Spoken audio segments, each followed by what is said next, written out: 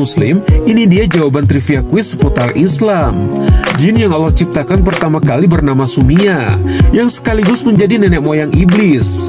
Jika kamu jarang sholat atau sengaja meninggalkan sholat, maka ketahuilah bahwa musibahmu lebih besar daripada musibah iblis. Karena iblis menolak sujud kepada Nabi Adam, sedangkan kamu menolak sujud kepada Allah yang menciptakan Nabi Adam dan alam semesta. Sahabat Muslim, orang yang menolak beribadah kepada Allah tak hanya mendapatkan musibah sebagai teguran, namun juga Allah akan menurunkan berbagai tanda untuk memberitahuinya bahwa Allah merindukan hambanya, agar hambanya bertaubat dan kembali ke jalan yang benar.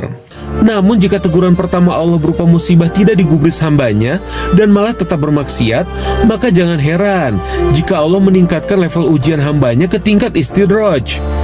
Istidraj adalah kebalikan dari musibah, yakni Allah akan memberikan harta yang berlimpah serta berbagai kenikmatan dunia kepada seseorang yang menolak beribadah kepada Allah. Tentu saja hal tersebut bukan karena karunia Allah, melainkan jebakan sebagaimana sabda Rasulullah yang berbunyi, "Bila kamu melihat Allah memberi pada hamba dari perkara dunia yang diinginkannya, padahal dia terus berada dalam kemaksiatan kepadanya, maka ketahuilah bahwa hal itu adalah istidraj, jebakan berupa nikmat yang disegerakan dari Allah." Jadi bila kita melihat ada orang lain yang gemar berzina, minum minuman keras, berbuat zolim dan perbuatan maksiat lainnya, namun hidupnya tetap bergelimang harta dan malah semakin sukses, maka itulah yang dinamakan istidraj, sehingga orang tersebut semakin sombong dan lupa kepada Allah, sehingga sangat memungkinkan orang tersebut tertutup hatinya dari hidayah Allah dan meninggal secara su'ul khotimah. Sedikit berbicara contoh lainnya, bila dikaitkan dengan penyakit ain. Mungkin Anda bertanya-tanya, bagaimana bisa seseorang yang pamer di sosial media, seperti memamerkan mobil mewah, pamer saldo tabungan di ATM, serta liburan mewah yang disertai foya-foya dan pesta alkohol, tetapi mengapa ain tidak berlaku kepada mereka? Bisa jadi musibah yang lebih dahsyat sedang menimpa mereka, yaitu istidraj.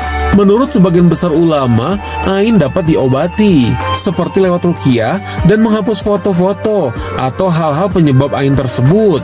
Namun istidraj tidak ada hal yang dapat menghentikannya. Lalu bagaimana cara membedakan ujian Allah, azab, dan istidraj? Dikutip lewat ISQ Media, ujian malah datang di saat seseorang sedang dekat-dekatnya dengan Allah Subhanahu wa Ta'ala. Hal ini bertujuan untuk meningkatkan keyakinan iman, kesabaran, dan kecintaannya kepada Allah.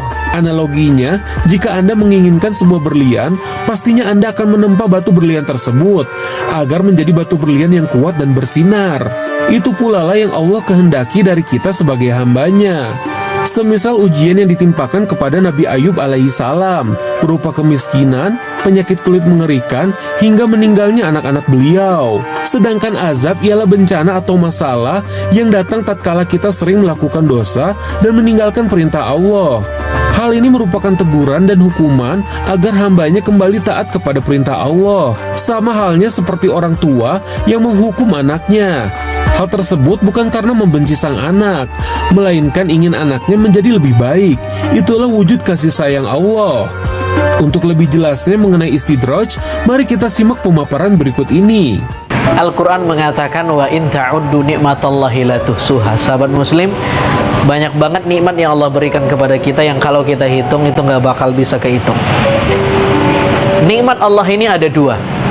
Ada nikmat yang berupa rahmat dari Allah, tapi ada nikmat yang isinya sebenarnya adalah istidraj, yang zahirnya tampak luarnya dia nikmat, tapi sesungguhnya jeroannya, isinya itu adalah cara Allah untuk menenggelamkan kita karena kita tidak mampu mensyukuri nikmat yang semula adalah rahmat. Kemudian digantilah rahmat itu menjadi laknat yang disebut dengan istidraj. Kalau ada misalnya di antara kita yang merasa kok mudah banget dapat duit ya, mudah banget ya nyari cuan ya, padahal saya nggak sholat, saya nggak ibadah, saya nggak pernah baca Quran. Hati-hati, boleh jadi itu bukan rahmat, tapi boleh jadi istidraj.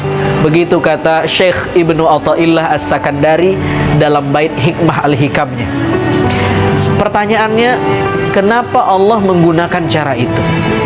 Al-Quran mengatakan, وَالَّذِينَ كَذَّبُوا بِآيَاتِنَا سَنَسْتَدْرِجُهُمْ مِنْ حَيْثُ لَا يَعْلَمُونَ.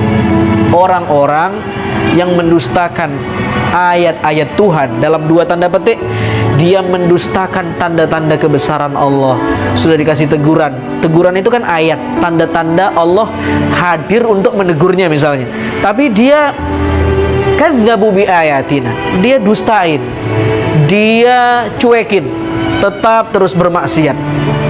Maka caranya adalah Tuhan memberikan nikmat sama dia.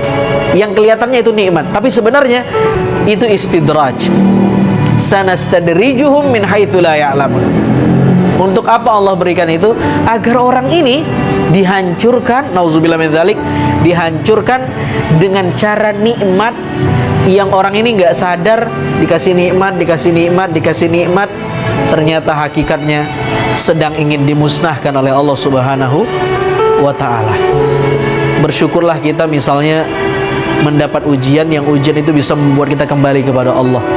Lebih bersyukur lagi kita ketika kita mendapatkan nikmat, yang nikmat itu sebenar-benar nikmat, bukan istidraj.